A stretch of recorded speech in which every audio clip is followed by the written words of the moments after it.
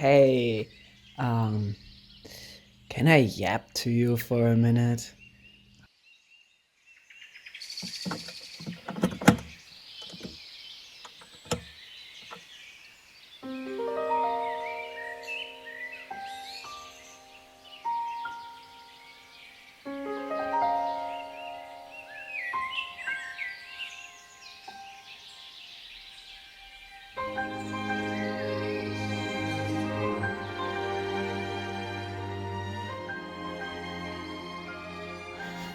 Okay, it's probably gonna be more than a minute. I've been playing Tears of the Kingdom again, and it made me think about something. Into it. It is beautiful in many ways, and it's also very post-apocalyptic. And unlike other post-apocalyptic worlds, for example Fallout, which is extremely dark, brown, grey, very inhospitable, truly not a good place to live. The places have a light fairy tale feel to it. It is largely dominated by nature, where Fallout has no animals around, no fauna, nothing green, nothing there. Where Fallout's map feels unlivable and inhospitable to even the smallest forms of life, Breath of the Wild truly feels like this is an alive place. They do this quite cleverly through focusing on nature sounds and showing you a lot of birds and little creatures roaming around and some big creatures as well. And you get to be part of it. On the other hand, it feels lost. It feels abandoned in some places. It feels like the ruin it shows you. The feeling of loss is even greater if you've played old Zelda games.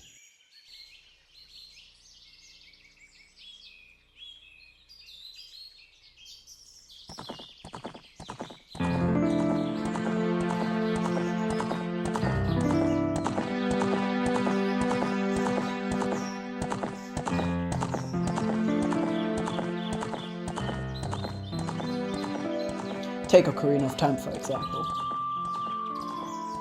There are many places we can see old Ocarina of Time. London Ranch, the Temple of Time. All of these places feel familiar and like home to us as a player. And it leads us to similar emotions Link must have. We know these places and it's insane to feel them be lost. For many of us, they are childhood places. Things we have experienced in formative years. Now they are lost, they are destroyed, unrecognizable, and still we know them. Either by name, either by place, or just by sheer form in the case of London Ranch. This game franchise has a unique opportunity to play with our memories and make us feel for Link. There are so many ruins, in fact, that it actually gets a special part of the soundtrack.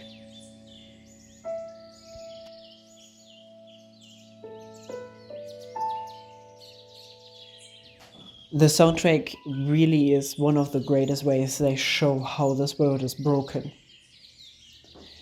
They quite literally broke the music. In the past we would have had a bombastic soundtrack that would have told you everything you need to know about this place.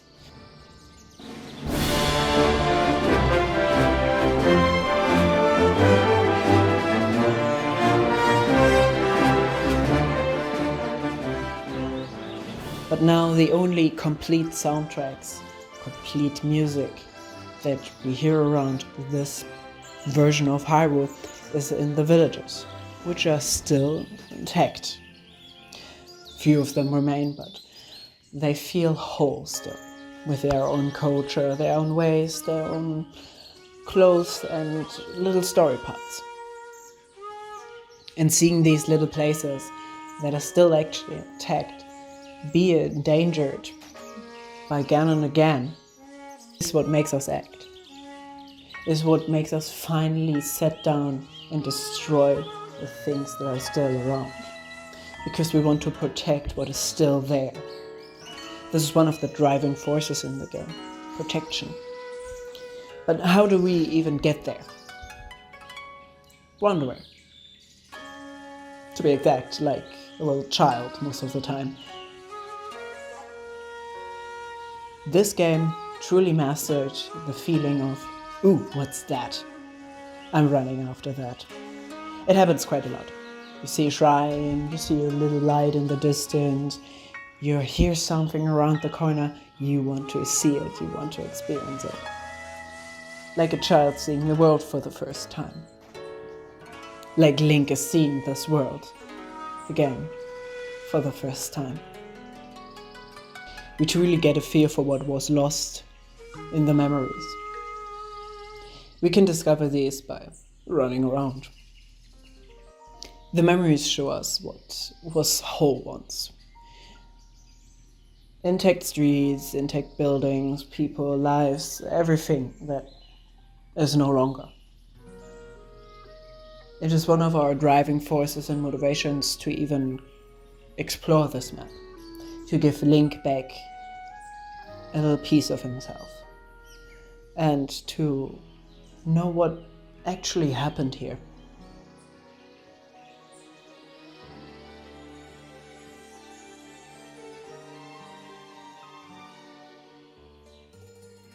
This new Hyrule is protected through the actions we take as Link. Part of the charm of this game is that we can't rebuild. We cannot remake what was lost. We have to accept it. And so does Link. There's no way to bring back the friends that have died. There's no way to make everything right. There's just a way to protect what is still here. But we as Link also gain a lot by exploring. Of course, they are the obvious game reasons why you would explore. Part of why this apocalypse feels so devastating is because Link actually experienced it. And we get to experience it through him, partially at least. Through him and also through Princess Zelda. We also see how it impacted both of them. This is the Zelda game where Zelda truly is the main character for the first half. This first half is everything before the apocalypse. And we see a lot of her emotions trying to deal with the upcoming thing that is going to happen.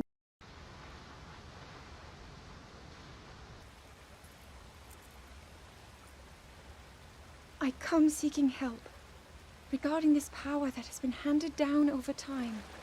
Prayer will awaken my power to seal Ganon away. Or so I've been told all my life. And yet, Grandmother heard them, the voices from the spirit realm. And Mother said her own power would develop within me. But I don't hear or feel anything. Father has told me time and time again.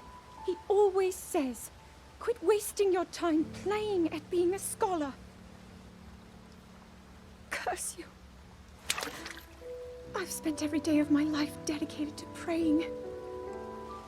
I've pleaded to the spirits tied to the ancient gods. And still the holy powers have proven deaf to my devotion.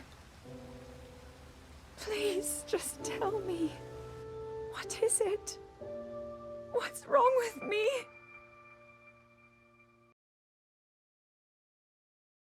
But we also get glimpses into how Link experiences and how he has quite the drastic, extreme reaction to it. In Zelda's diary, it is stated that he stopped speaking because of all the pressure he is under. So he has quite the big reaction through all of this.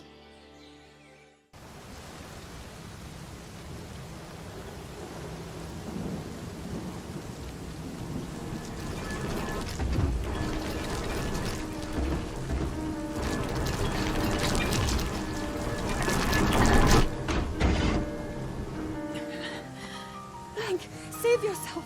Go. I'll be fine. Don't worry about me. Run!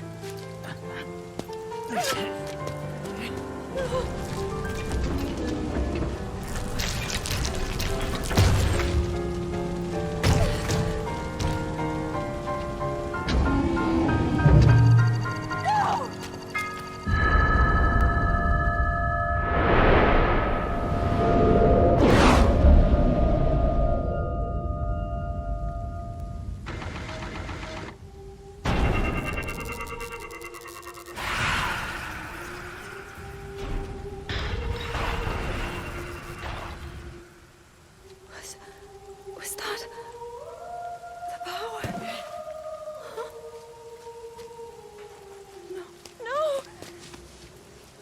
Link, get up!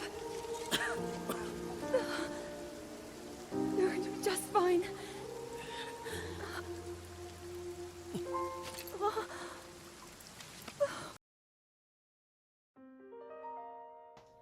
Then he wakes up from the death he experienced. Body barely working as indicated by the heart bars, because usually he should have all of his hearts, as we see in the beginning of Tears of the Kingdom. I think that is when he is at peak performance, so to say. But after the resurrection, he truly isn't. We don't see them because of the art style, but it is stated that he has quite a lot of scars from that. Mentally and physically. So it's actually quite clever that we experience this broken world through kind of a broken Link. But like the world, not everything is lost. Nature prevails. Link prevails. Link goes on. Like in many other Zelda games, Link is the one healing in this one. Saving the villagers, making friends, is also a way to heal himself. Going around rediscovering his lost memories.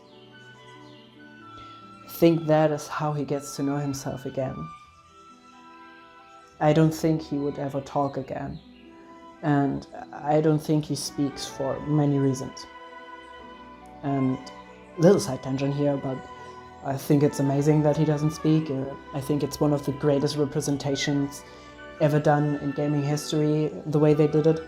I always interpret him as being selectively mute, which is never directly stated, but he plays as such, and I really enjoy that.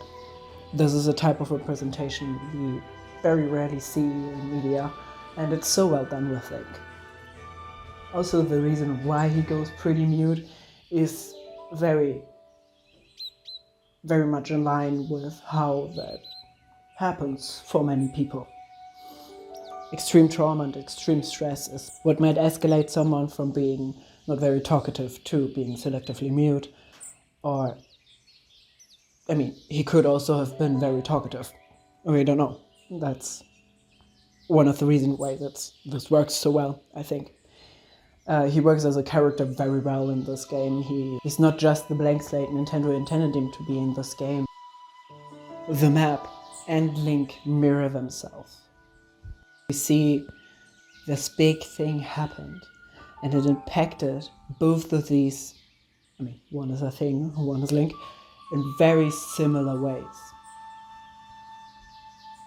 This apocalypse, his own death, the loss of all his friends, is his personal apocalypse. What's with the glum face, Princess? Give me a big smile. Huh? Rivali, move your tail closer to the group. Fine. Mifa, you look so tense. Deep breaths, okay? Right.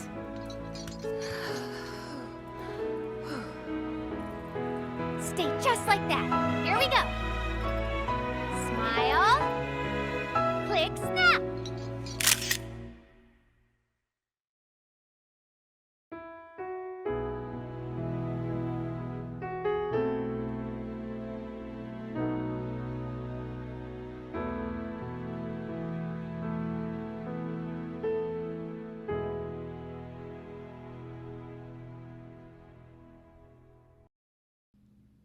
This is also what kind of happened to the world. The things that died and the people lost are what define these two things.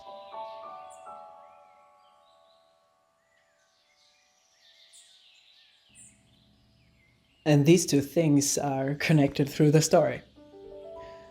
Mainly shown, as I already talked about, the memories we can find all around the world.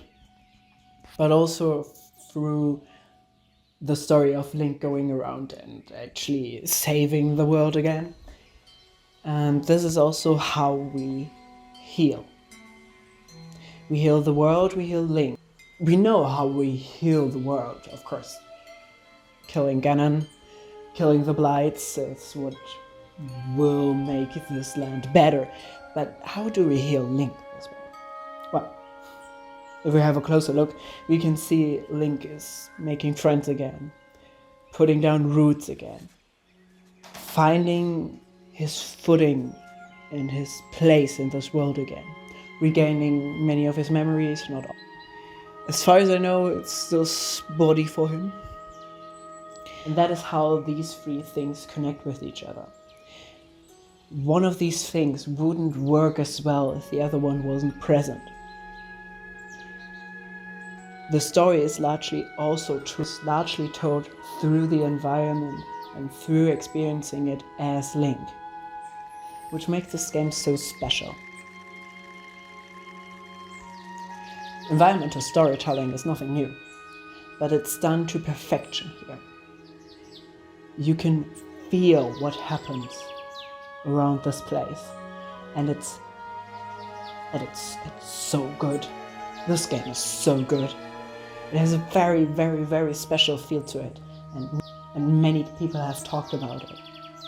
It's always difficult for me to pinpoint why this thing is special. I have many reasons why I find something good, but why is this one such a brainworm? Why is this one so good?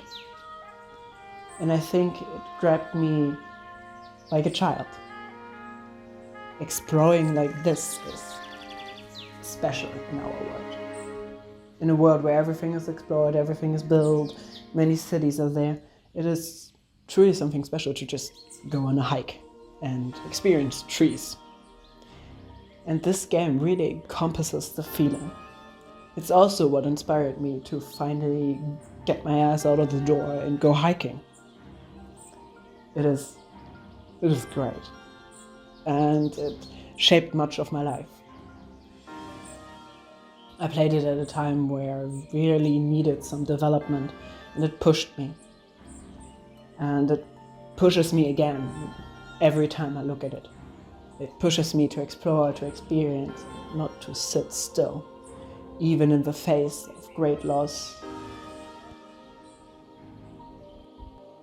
This game inspires me to push myself, to experience new things, to not feel devastated in the face of loss and such horrors around us. This game wants us to move on, wants us to experience, wants us to appreciate nature, and it does this so well. And I love it for it. It is brilliant. I don't know if I could call it my favorite Zelda. It's very hard to say which one is my favorite Zelda, but it's up there. You truly feel for this Link. You must feel so lonely in this big, open world. And then you find someone. And they're nice. they lead you to the place that troubles them, and you heal it, and you heal yourself through it. And I think we can all learn something from that. And I really, really, really love this game, and many other people do too. But it's always good to have a look at something you love and figure out why you love it, because then you can find something else you love a bit easier than before.